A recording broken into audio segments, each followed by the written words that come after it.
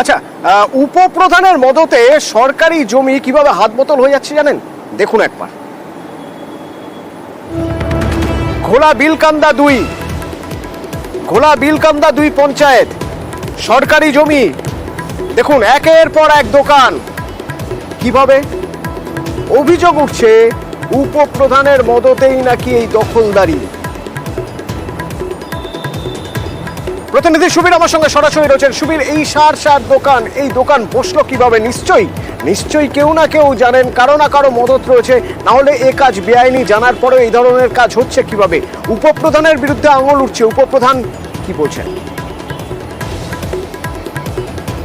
দেখো অতনুদা, বিলকান্দা গ্রাম পঞ্চায়েত, বিলকান্দা 2 নম্বর গ্রাম পঞ্চায়েত অন্তর্গত কামালগাতি এলাকা। সেই এলাকাতে মুখ্যমন্ত্রীর যে নির্দেশ ছিল যে কোনো সরকারি জায়গা দখল করা যাবে না, সেই মুখ্যমন্ত্রীর নির্দেশকে বুড়ো আঙুল দেখিয়ে সেই কামালগাতি এলাকাতে সরকারি জমির ওপরে একের পর এক দোকান হয়ে যাচ্ছে এবং এই জায়গাতে কিন্তু কোনো রকম কেউ ভয়ে মুখ খুলতে পারছেন না। এবং ওই বিলকান্দা 2 নম্বর পঞ্চায়েতের উপপ্রধান অঞ্জলি দেউরি মণ্ডলের দিকে অভিযোগ যে তার মদতে, তার নেতৃত্বে এই দোকানগুলো ওখানে বসানো হচ্ছে।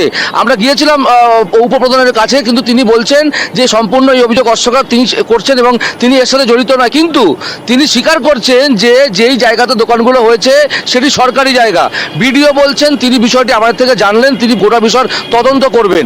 এই যে একের পর এক দোকান হয়ে যাচ্ছে এবং একদম সরকারি জমির ওপরে মানুষ কিন্তু মুখ খুলতে চাইলেও বা প্রতিবাদ করতে চাইলেও করতে পারছেন না, কারণ একটা ভয় রয়েছে।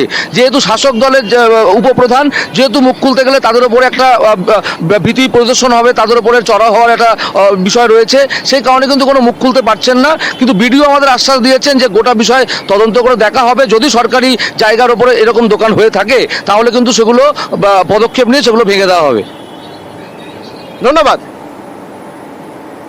কয়েক মাস হলো, আর ওখানে দোকান পুরো বহুত দিন আগে, মানে আমার ছোটবেলা থেকেই ওখানে দোকান। আর যেগুলো আছে সেগুলো এমনি হচ্ছে, আমি কোনো টাকা পয়সাও কার কাছ থেকে নিইনি, সেটা কেউ বলতে পারবে না। আর এতে আমার কোনো হাতও নেই। সরকারি জমির উপরে রাস্তায় সব করে নিচ্ছে, যার বাড়ির সামনে সে করছে। আর এই বাজারটা অনেক পুরনো, এই বাজারে যে যেখান দিয়ে আসছে সেভাবে বসছে। এটা আমরা দেখে নিচ্ছি, ইনকোয়ারি করাবো, ইনকোয়ারি করে যা লিগ্যাল অ্যাকশন নেওয়া আছে সেটা আমরা নিয়ে নেবো। না, এর আগে খবর ছিল না, আমি জানলাম, আমি অফিসারকে পাঠিয়ে ইনকোয়ারি করিয়ে নিচ্ছি।